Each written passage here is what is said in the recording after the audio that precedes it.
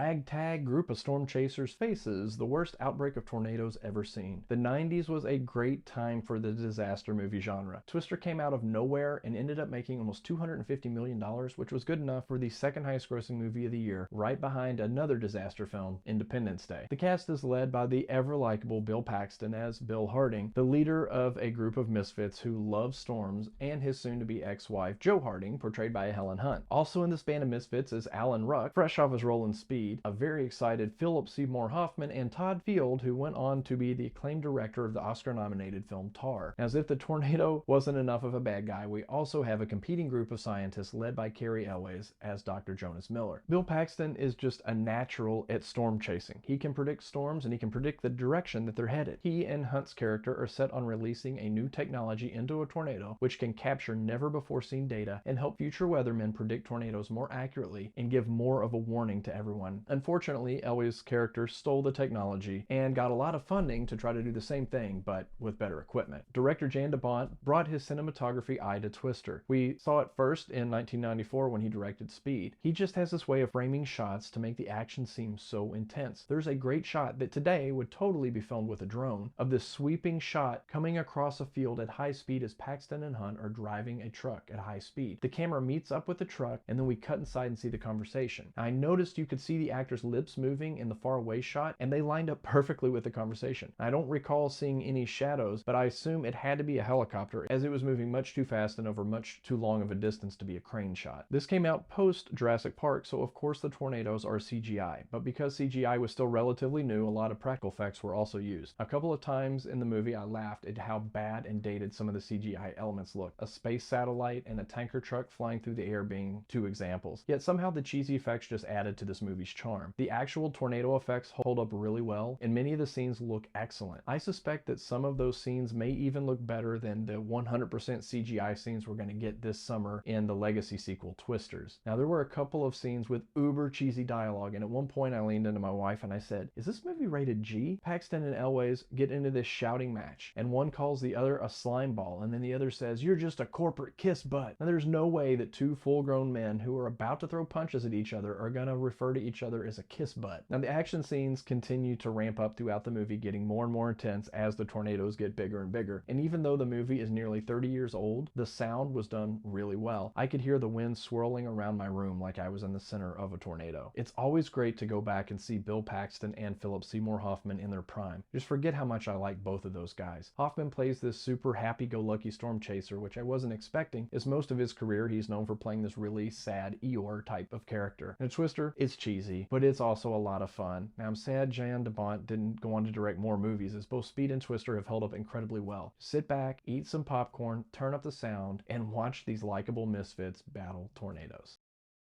Admiring a tornado that is way too close, being terrified in a cornfield, trying to outrun a tornado, watching The Shining at a drive-in with a tornado.